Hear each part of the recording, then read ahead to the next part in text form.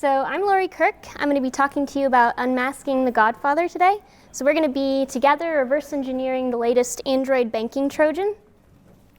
So who am I? As I said, I'm Laurie Kirk. I'm a reverse engineer at Microsoft. I specialize in cross-platform malware analysis, and I focus on mobile security and mobile threats.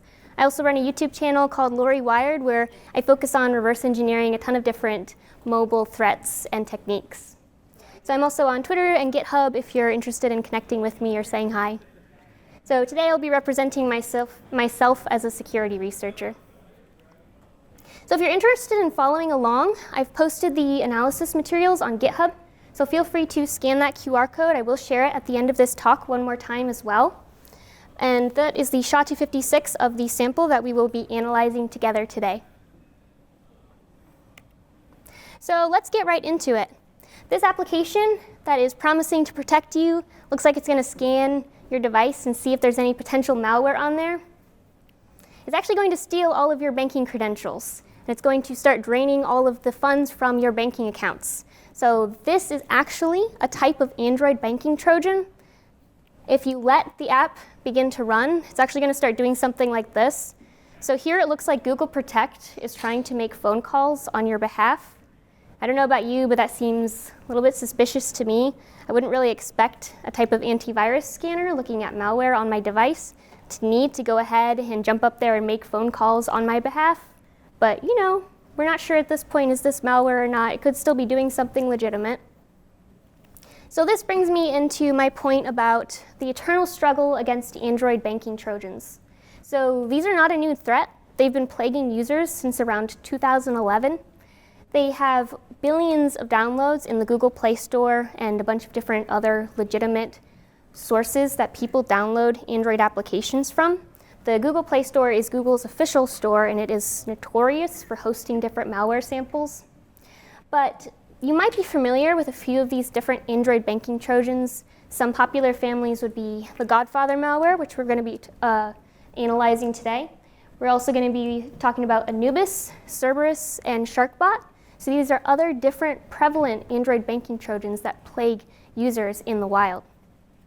So their goal here is to masquerade as legitimate applications and try and fool users into downloading and executing them without realizing that they're actually not the applications that they're pretending to be. So why the Godfather? Why are we specifically looking at this family of banking Trojans if there's so many out there? This is a very notorious type of Android banking Trojan. It has over 10 million downloads within the Google Play Store, and it's been known to target over 400 financial institutions across 16 different countries. One of those countries is the United States, so you better watch out and make sure you're not accidentally downloading the Godfather malware.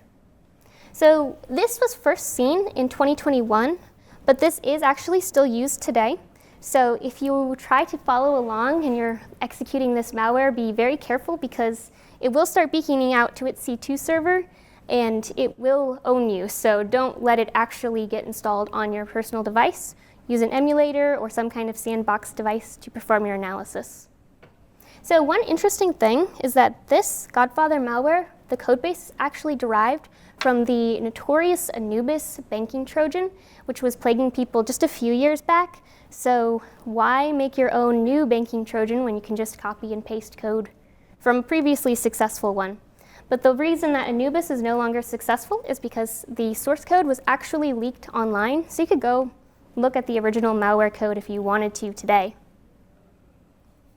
So you might be asking, if banking Trojans have been around for so long plaguing users, why are they still effective today? Why haven't we found a way to thwart all of them? And I think that the best way to figure out what are the unique techniques causing us not to be able to completely remove this threat is actually dive into the code base and figure out exactly what the goals and techniques of this malware sample are. So without further ado, let's dive right into the Godfather malware and let's see what it's doing. So one of the first things you can do when you begin reverse engineering an application is just really dumb. Basically, you just install it on a device, kind of see what happens.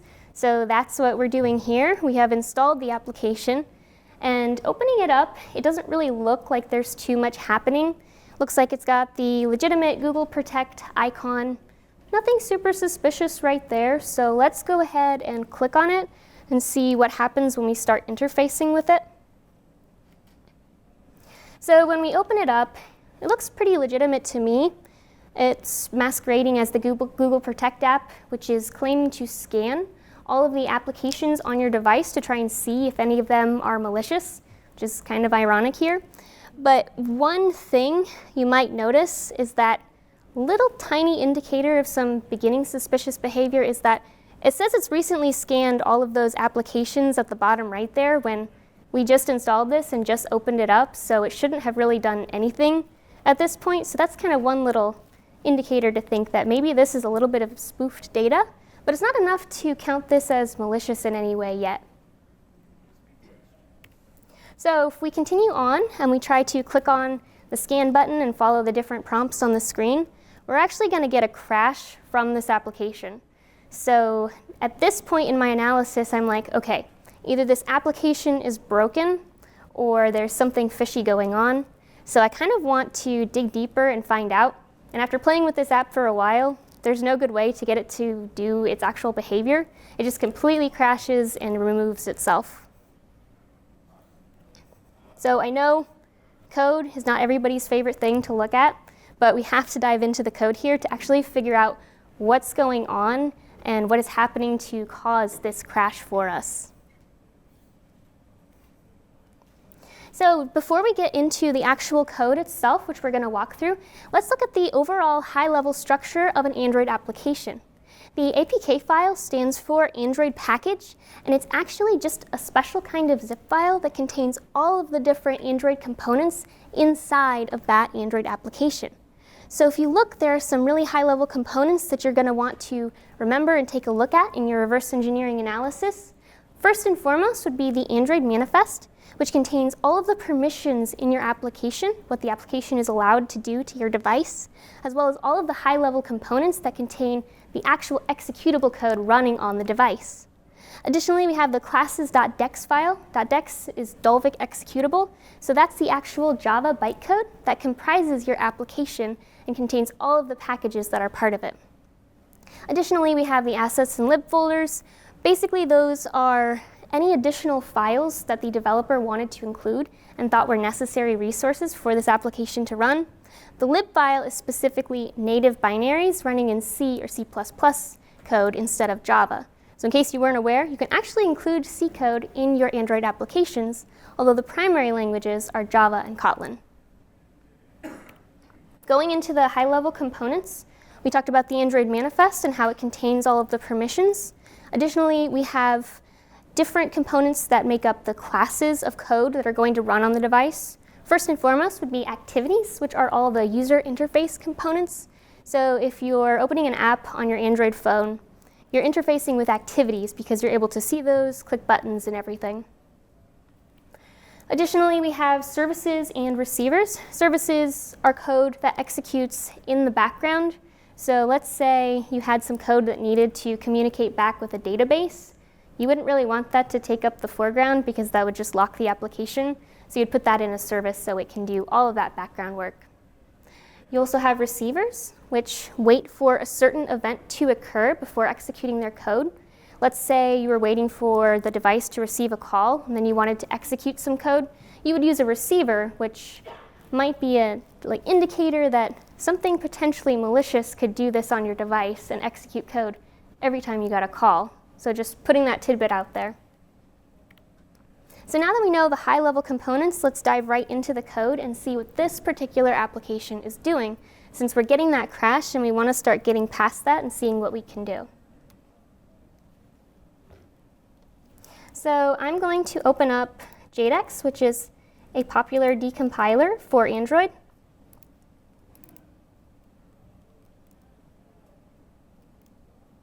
There we go. And this is the SHA-256 of the APK that we're going to be analyzing today. And I'm just going to throw that over into my decompiler. So it's actually taking that APK file, extracting all of the contents. So we're going to be able to look at some really cool Java code that's decompiled It's almost the same as the source code that the developers wrote this code in. First and foremost, when I open an APK, I like to come over here and look at the resources. Since I want to actually be able to find what are the components of my application, what are the entry points, because every single component makes a different entry point that could trigger some behavior within this Android application. So here are the permissions that I mentioned before. So you can see this one has the permission to have the device ignore battery optimizations. It's allowed to bind to the accessibility service, and quite a few more things over here. So you might be thinking, hey, this is enough to actually see if this is a malicious application, because look at this, it's calling a phone, it's reading your contacts. But you might be surprised that a lot of legitimate applications just look really suspicious based on their permissions, but they're actually doing perfectly legitimate things. So you can't say that this is malicious just based off of the Android manifest. Moving on down to the different components. They are all defined in this application tag. So first we have our activities, which remember were our foreground components, services running in the background, and receivers running upon receipt of a specific event. But what I want to know here is, what is my initial entry point? Where can I start actually taking a look at this code? So what I'm looking for is the main activity. You can detect this by finding Android intent action main in this action filter, and also Android intent category launcher. So these two things together mean that this is our main component. So if the user clicks on that application installed on their device, this code is actually going to start executing first. So it's going to be this class. So the next big geek Squid Game wallpaper is the package name.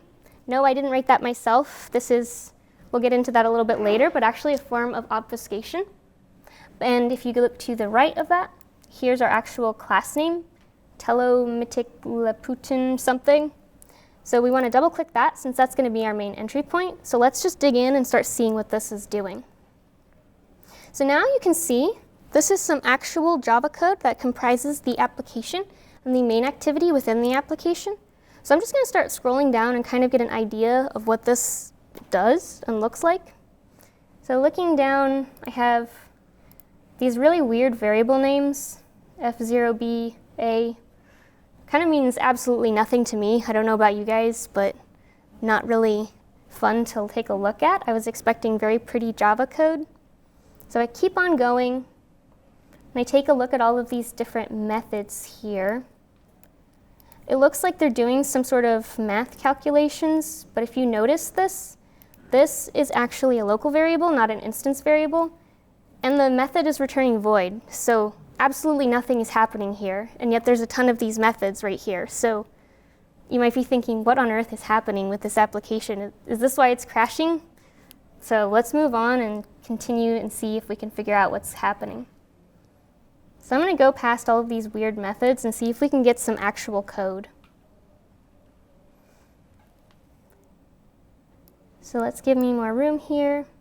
It looks like we're coming over to the constructor. And this is starting to look like some actually readable code here. Something's happening. We still have these weird variable names, but we actually have a plain text string right here. So this makes me think, looking at this, RU, AZ, these kind of look like country codes to me, so maybe they're doing something about testing the location of the device.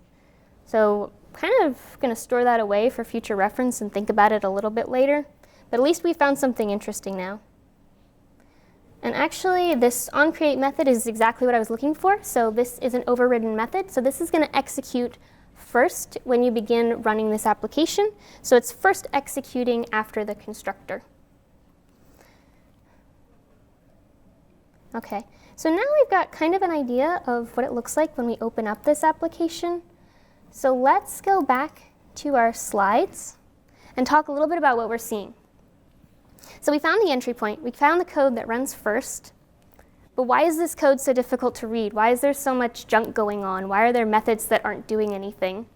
Which brings me to the point of this is actually using some obfuscation. So you might not be familiar with what obfuscation actually is. It's really simple. Basically, obfuscation is anything that a developer will use in their code to try and obscure and hide the underlying functionality of their application. So this is used for offensive and defensive purposes. If you're an Android developer and you know somebody can actually open up your application and decompile your actual source code, including your developer-given variable names, this is kind of concerning, because what if you have sensitive data in here, or you're worried somebody might steal your code or try to exploit it? So this is where obfuscation comes into play, to try and prevent reverse engineers like myself from just taking a look at the application and just figuring out exactly how it works immediately. This is also good for offensive reasons. Malware authors don't want you to know that they're doing anything malicious, so they'll try and make it as difficult as possible to realize that this application is actually malicious. So they'll try and lead you down rabbit trails and really just confuse you as much as they possibly can. So talking a little bit about what we were seeing. Remember those junk methods? Those are actually just obfuscated methods that actually do completely nothing in the application. They're just there to try and throw you off, and they add a little bit to the overall size of the application, but it's pretty worth it if it confuses a reverse engineer from being able to understand that this application is malicious. Another interesting technique, this was actually found in another variant of the Godfather, are these weird strings that when you open them up in the decompiler, you might think, my decompiler is trying to communicate with me in an alien language. I don't know what this is saying, but all they're really doing is they're using special characters to try and make it really difficult to read and hurt your eyes to understand what it's doing. So let's take a little bit of this knowledge about obfuscation and let's try and manually de-obfuscate some of this code. So I'm going to go back to JDEX.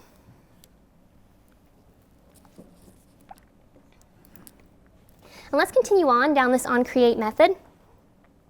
And let's see just what looks interesting to us to try and de-obfuscate. Looking at some of this code, it doesn't really look like it's doing much malicious. It looks like it's changing fonts, doing something related to the user interface. So I don't really care, kind of just moving on, trying to find something that looks interesting. I think this is starting to look a little bit interesting, but moving down here, this is actually really interesting, is emulator. That should like ding pop out to you as, well, that is very interesting. Maybe this is surrounding some potentially malicious code. So this, I think, seems like one reason why we're getting the crash, because if you look closely at this, you can see that if this returns true, then this code is not executing. All of this code down here, and if we keep moving on, that's the end of the application. So I think we found the reason for our crash right here, because I was actually running this on an emulator. But let's move on back to looking at some of our strings and kind of filter that away for future reference. So this looks like my potentially malicious code. That's the core part of the application. So I'm going to start analyzing inside of this. So if I click on this method, it looks like it's doing some setting of the shared preferences. So this is potentially a configuration storage location. If we have different components in the application that are all executing simultaneously, it might need to share different values between these components. So this is kind of like a malware config to hold device-specific actions when this activity is actually running. So moving on from that, looks like we're able to write and read from the shared preferences, our config variables. I'm going to go back, start looking at more methods. Here we go. And this is looking really interesting. I don't know what's happening here. So it looks like we're getting the language that is currently run on the device, and we're checking this string right here to see if it contains the current language installed on the device. So that's interesting. And if it's not in this list, I'm guessing this is a big list of languages, possible languages that it could be. If it isn't in that list, it's setting it to EN, and I'm also going to guess that stands for English. So let me see what it's doing down here with this knowledge. So seeing if this contains len, so the language. So what is this? this looks like an array of strings. So interesting. So I'm going to hit X to get cross-references. So that's anything referencing this variable. I can pull that up in JADEX right here. And I'm going to see what's setting it. All right. OK, well, that looks really interesting. This looks like a big store of encoded strings to me, separated potentially by language. So let me take a look at these. Looks like we're doing dot split based off of these two colons right here. So I'm going to take a wild guess out here that this is encoded strings in different languages depending on the language that is installed on the device. So let's go back and see what is happening with this variable so we can figure out how we can decode it. So I'm going to go back and let's see. We had our len. We had all of these different string arrays inside of this. So we're passing in this to a string, then passing this string to this method. So we have our coded string, and beautiful. It looks like we're just base64 decoding this string. So that's just a really simple way of encoding strings. We should be able to beat that very easily. So I'm going to go back, see if we can grab a string value that looks interesting. So let's take this one, for example, just picking any random one. Remember, we were splitting by colons and by language. So I'm going to paste this over into something called CyberChef, which is an absolutely wonderful tool that lets you manipulate data in pretty much any way you can possibly think of. So base64 encoding can handle no problem. In fact, it has it on the top left for you for convenience because this is used so much. So I'm going to do from base64. And we have some English words that's really nice. So we have please activate for updates to be active. Yes, that's a string. We're really happy we found it, but not really much malicious. So let's continue on and see what else we have. So I'm going to go back to my slides. And let's say you've been looking at this for, 15 minutes now, and you've analyzed all the different strings in this. You're going to get something that looks a little bit like this. These actually look just like they're used by the application, not in a super malicious way, kind of just part of the application code. A little bit interesting with the device admin right there, but nothing too crazy. So we found those strings, and we also had that anti-emulation check right there. We didn't really find too much interesting from deobfuscating the actual strings. So now, as a reverse engineer, you're going to go down a lot of rabbit trails, but let's try thwarting this anti-emulation that we found. So if you're not sure what anti-emulation is, basically, if you're reverse engineering Android malware, chances are you're running on an emulator, not an actual device. So reverse engineers will commonly use emulators instead. It's just really good for sandboxing and being able to reset your device quickly. But most people who are going to be installing this for real reasons are actually going to be running on a real device. So malware authors want to check and make sure they're not running on an emulator so that they can actually avoid execution and avoid being reverse engineered. So they'll do a bunch of different heuristic device checks. Here's a few examples of some really common ones. Probably the primary device check would be checking to see whether it's an x86-based instruction set architecture, because most real Android devices are actually running ARM. So your workstation at home is probably running x86, which means you're probably going to be using an x86 emulator. So that ends up actually being a really good check to see whether this is actually an emulator. So what we want to do here is we want to actually see this is_emulator method and potentially make it different so that we're not going to get stuck and have the application crash. So how would we do that? I think the best way to do this is to use a free framework online called Frida. So this is an instrumentation toolkit for applications, which is a fancy way of saying basically you let an application run and you're able to use Frida to intercept particular methods or classes and completely define new behavior while the application is running. So this is an immensely powerful tool, so feel really excited because it's pretty awesome and we're about to use it. So what are we going to do? We're going to take that is_emulator method and potentially make it always return false, so that whether it's running on an emulator or not, it's always going to think it's running on a real device, and we're going to be able to bypass this check. So it's time for some hands-on, defeating some anti-emulation with Frida. I actually already have a device up and running that's running in a Docker container right now. So I'm going to just actually run my Frida script and have it trigger that particular application with the altered behavior of the isEmulator method. So let's just quickly check which Frida script we want to use. I've written it beforehand, thank goodness, because it would be too long for you to watch me here struggle and try to run a Frida script on the fly. But here we have our hook Godfather script. So what this is going to be doing is it's going to be actually checking the particular class that isEmulator method is defined in right here. It's going to be storing a handle to that and actually defining a new implementation for that isEmulator method inside of that class. So here I have a print statement to say that we're always going to be returning false, so it's not going to know that it's running on an emulator. So let's actually try this. So the command is going to be Frida -u to connect via USB, -f, and then we're going to take the package name of this application that we're trying to manipulate. I can get that up here in any of my classes. And then if we want to pass it a script, since the isEmulator method is running right away, we actually can't just run this application and hook it during the middle of it because we'll totally miss that and then it'll already know it's running on an emulator. So we need to actually pass our script and trigger this via Frida.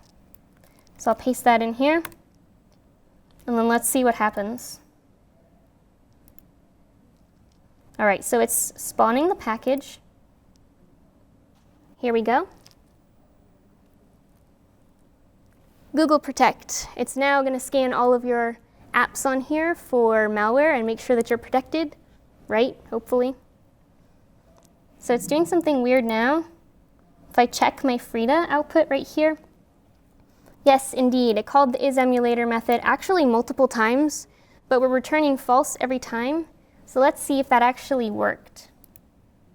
So it looks like it's trying to get me to enable accessibility services. And I'm just going to do exactly what it tells me to do because that's a great idea. So I'm going to click on here. I'm going to say, OK, I've enabled accessibility.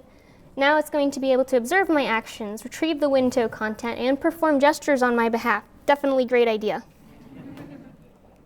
So OK, seems good. So now nothing's really happening. So if I go around, click around, nothing interesting. And actually now the icon's gone. So you might think, OK, well, it crashed again, right? Maybe. It's uninstalling itself. We have some black screen here. Not sure. So what am I going to say? I'm going to say, time to go back to the code, unfortunately.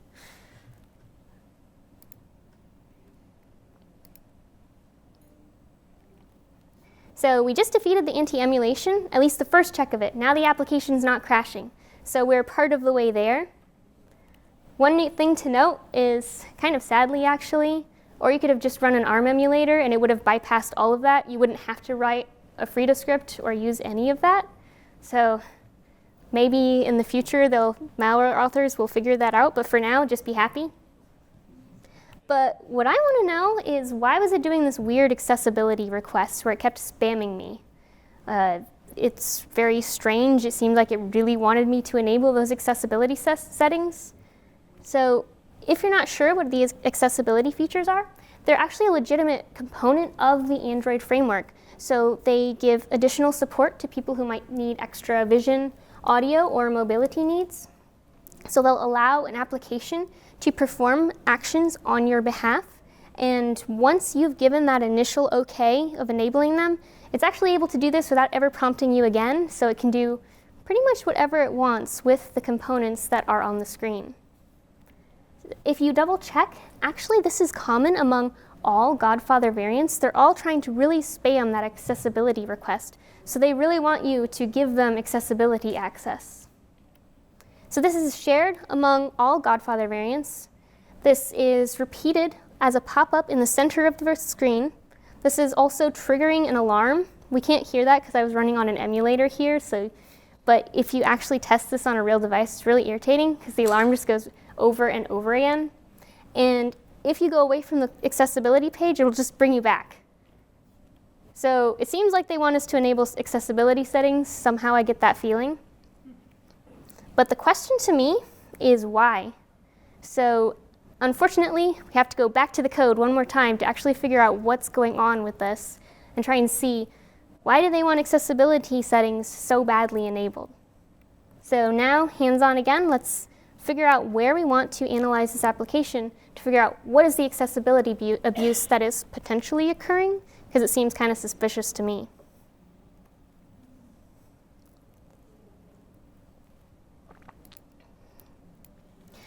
All right, so let's go and put ourselves in the shoes of, we've been looking at this application for, I don't know, 3 hours at this point, and we've analyzed a lot of the code, and we've seen that over and over again, a lot of the code is basically just dedicated to trying to get accessibility permissions.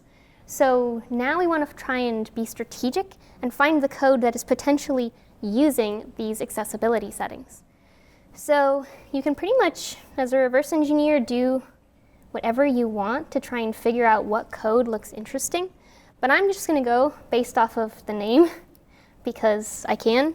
So this looks kind of interesting. Net Godfather, the Godfather. So I'm going to click on that, and let's just see what this contains. I'm going to start looking at the main service because it might be the main entry point to this. And let's just take a look at what we have. Looks like we still have these obfuscated variable names. We still have our useless methods that are adding some padding. Continuing on, let's find some actual code. This is actually looking really interesting. It looks like we have some native code. Remember, that's our C or C++ code. And it's actually loading this encrypted library. So thanks so much, malware author, for leaving us the original developer name, because I just like when that happens. I don't know about you guys. OK, so let's see what this is doing. It's taking in a class. It's using the system.load library to load our native code. And if we see what code it's loading, looks like it's using some AES encryption. So this is a symmetric encryption algorithm. So we know native code exists on disk somewhere, but it's in an encrypted state.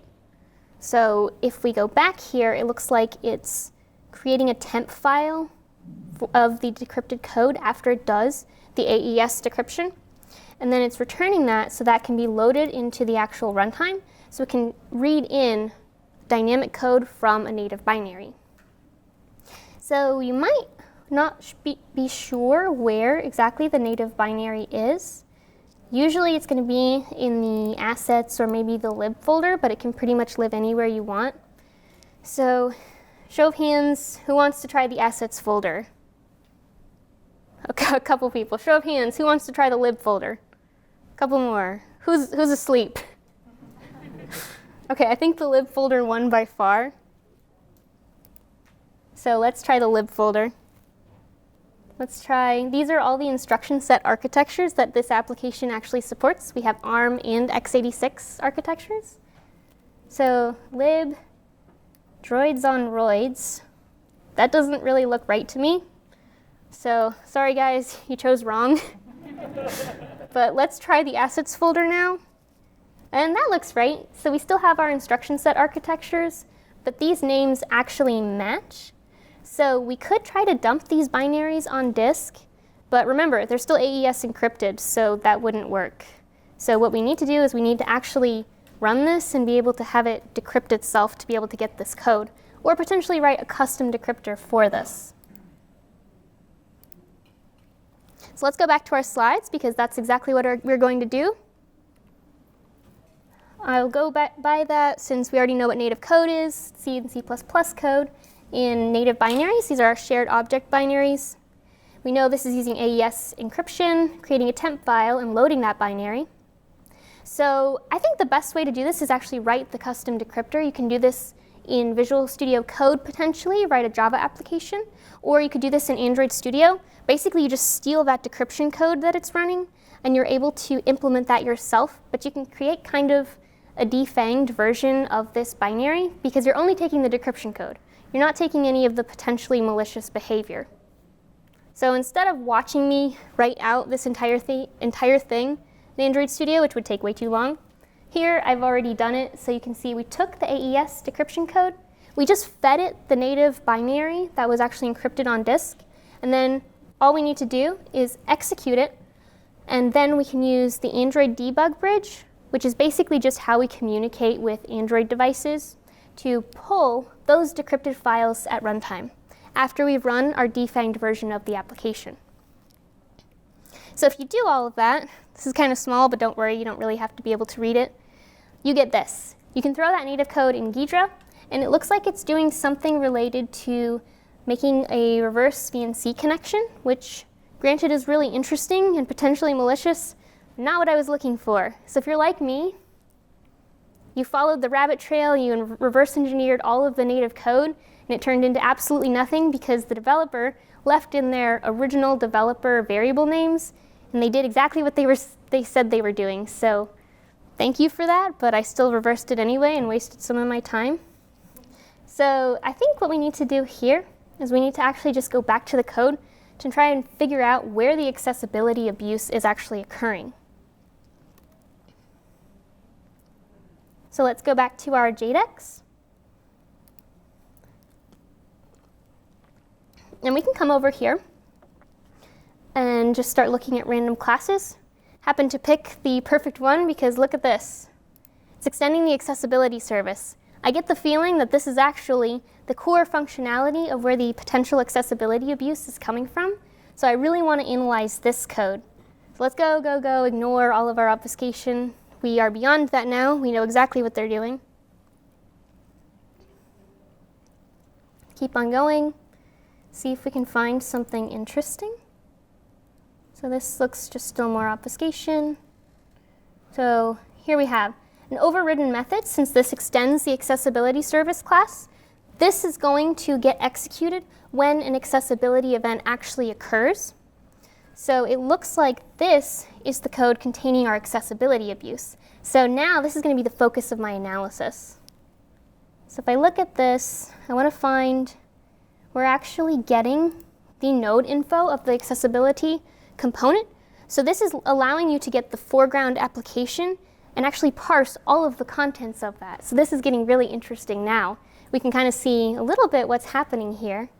So if we continue on, we can figure out that it's actually calling another class. This intent object here is triggering this new class to run. So what is inside of this class? Looks like we have a new web view client, and it's loading a URL, reading in a specific URL. Remember that shared preferences that it was doing before? It's actually getting that URL from that shared preferences. So I told you that was going to be important, so remember that. Then it's adding this to the URL, and it's actually going to open that in the foreground of the application. So that's what this web view object is actually doing. So it's opening up this new URL for that specific web view component. So now this is going to be the foreground of the application. So that's really interesting. So I think they're using the accessibility services at this point to get the components that are inside of that web view that they're creating themselves there. But why would they be doing that? That's very interesting. So we need to go back to the code to kind of figure out what's happening and why. So if we go back,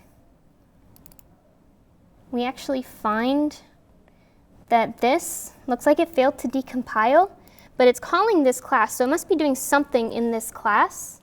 So I'm going to just start taking a look at the code and just see if we can find anything interesting here. And well, that looks interesting to me. I don't know about you. So it looks like they're looking for passwords and pins in their own web view component. Why would they be doing that? So let's go back to our slides and try and analyze and think about what they could possibly be doing here.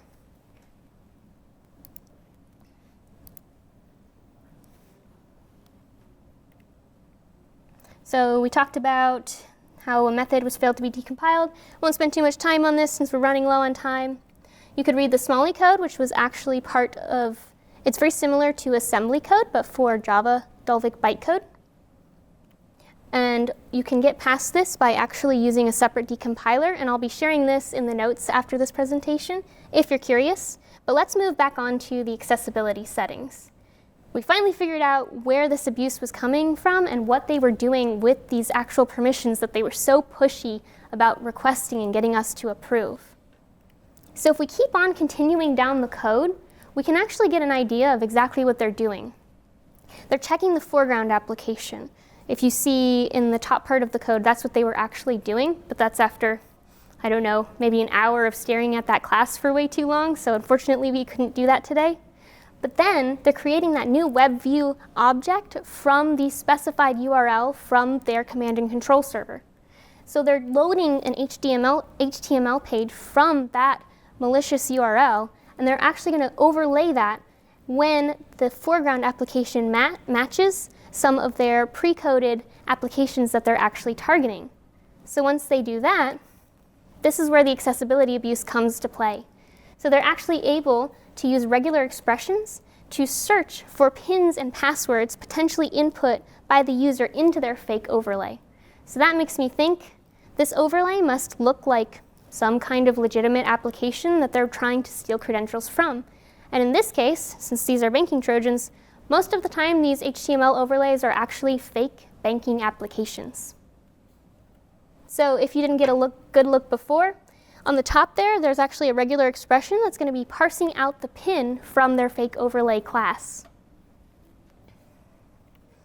So next time you have an application potentially try and request accessibility services, you might think twice, because you could allow those accessibility services and then you'll go look at your bank account later and it has $0 or maybe -$, if that's possible. And you're like, what on earth happened? I certainly did not spend this money.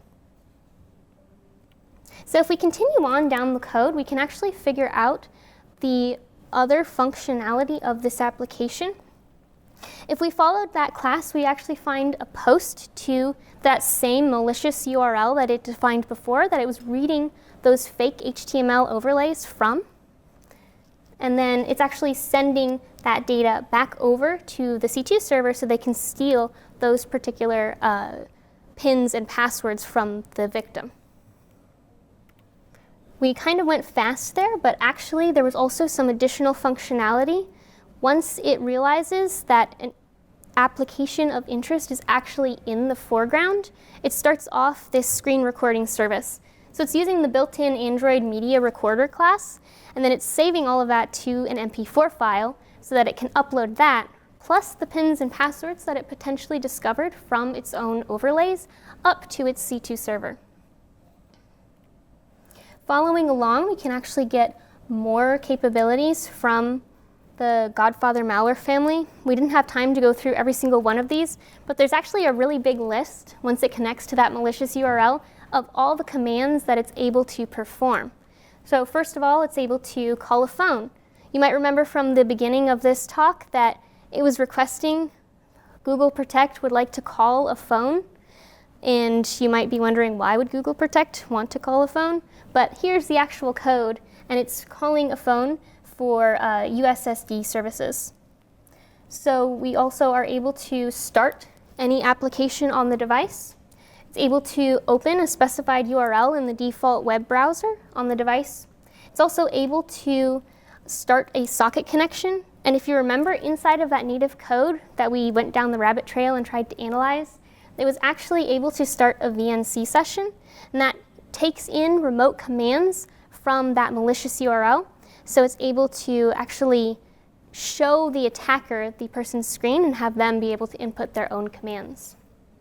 We also talked about the video recorder, and there is also functionality for a keylogger.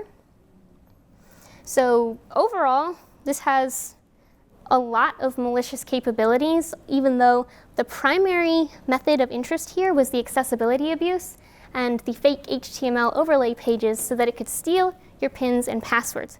But it does function really well as spyware, so it can just steal pretty much any data it wants from your phone, run any commands it feels like it wants to run on your device once you're infected. So this is actually a pretty nasty piece of malware if you think about it. So let's go through and summarize some of our findings here. So we saw the obfuscation utilized by this sample. It was using the meaningless identifiers, so that's your variable, method, and class names. Instead of using the pretty developer names, it created these weird, strange words that are hard to say, and also random letters and numbers. It also used string and class encryption. If you remember, we had those encrypted native binaries that were AES encrypted on disk, so you actually had to run the application in order to find those payloads. So you would be surprised how many reverse engineers that thwarts just by forcing somebody to use dynamic analysis, because it's actually a lot of a pain to be able to run Android emulators since they have a lot of different hardware requirements to be able to actually fully execute. We also saw the anti-emulation checks where we could use Frida to bypass those, and we successfully got the application to fully run with a custom script that we used Frida to inject. So if you remember, we talked about the shared preferences. If you're familiar with ransomware, it's kind of like having a config, but this is like the Android version of it, so it uses the shared preferences option to have a config that can be specified for each particular device and shared between all of the components that make up the application. So this allows for different custom behavior per infected device. So in this case, you also saw that we had the malicious URL was stored inside of this as well. Going back, we also had a hard-coded list of countries that this actually does not execute on. So if we wanted to, we can check exactly which countries these are. We have Russia, Belarus, and many other different countries. So if you're in one of these countries, or this is the country on your device, you'll actually be really happy. It just behaves like a normal app that pretends to scan your other applications, but actually doesn't scan them to see if it's malware. So like, not really harmful, but kind of useless. That's just taking up space on your device. We also had our malicious Godfather service that receives these remote C2 commands, and the receiver that's actually waiting for knowledge that we received the accessibility settings. And finally, we had our fake web view, which was our primary activity. So finishing up real quick, let's talk about some Android banking trojans in the wild. The common targets, of course, are financial institutions, but it will also intercept your authenticator apps and your one-time passwords. And later, variants have also been targeting cryptocurrency applications. Common capabilities would be abusing the accessibility services, creating fake HTML overlays, and just generally acting as spyware on your device. So you might be thinking, that seems familiar. Didn't we literally just reverse engineer that with the Godfather sample? You would be 100% right.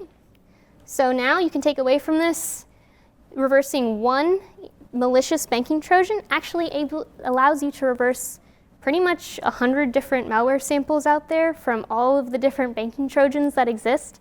So what you can do from here is you can find different banking Trojan families and try and find the similarities and the goals between them, because the primary objectives are pretty much all of the same, but you might find that the obfuscation techniques between these different samples actually vary a lot more per application. So thanks so much, and I think we have a little bit of time for questions, if anybody has any. Yes? You mentioned ARM several times. What does that stand for? Advanced Risk Machine. I think it's Risk Machine, I think. Yeah, so basically. Okay, yeah. Something like that, Risk Machine. But it's the different instruction set architecture of the device. So you might be familiar with x86, which maybe your laptop is running, but ARM just has a reduced set of commands, but it has a lot more registers that are actually available to it. So it's actually kind of easier to code in ARM versus x86 because there's less instructions that you have to worry about. But it's really efficient for mobile devices, for power and battery concerns. So it's really commonly used there. Mm-hmm. Since all of these are kind of related and derived from similar code bases, is there a reason, or does actual play protect actually find these, or is there a reason why it can't? So Google Play it hosts them, but as soon as somebody figures out that this is a new banking Trojan, it takes them down really fast. So actually, it's really annoying if you're trying to find malicious samples to reverse engineer. If you want to get that screenshot of it being in Google Play, you've got like a 2-second window before it's taken down. But they're really faithful about it, so that's good.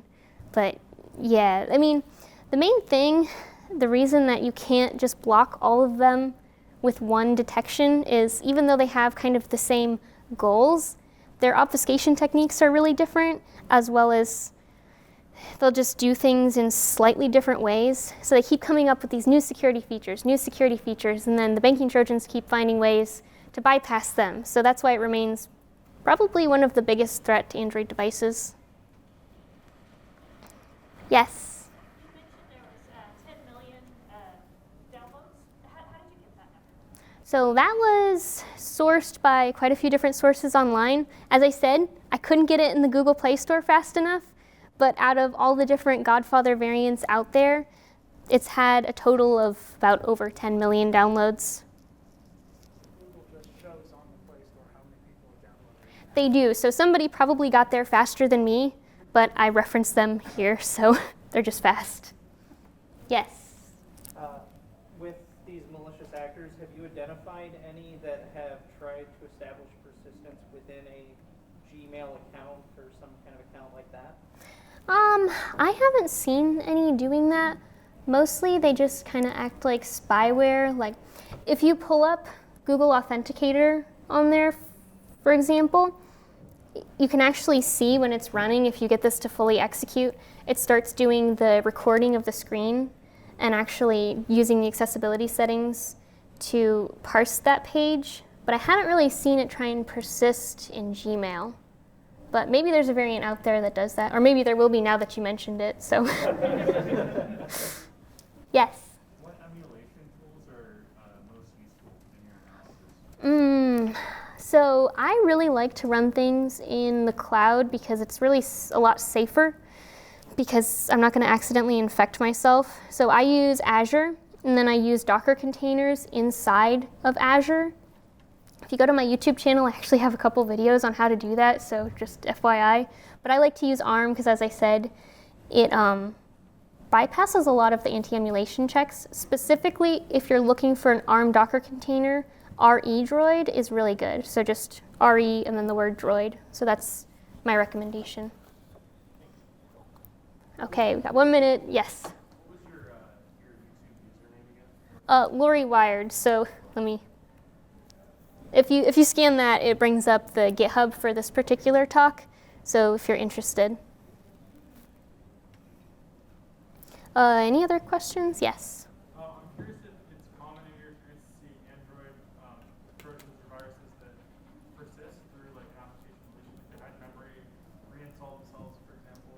Is that common in Android? Usually, let me see, reinstall themselves. Sometimes you get an app that installs other malware, but because Android actually uses SE Linux under the hood, once it's uninstalled, it doesn't really, I don't see it installing itself again.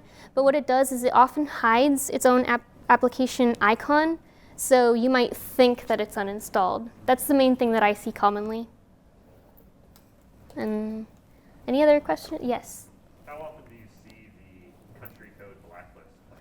Oh, all the time. So when I see that, I'm like, I know what it's doing. And I think that's pretty much time, right? Okay, cool. So thanks so much.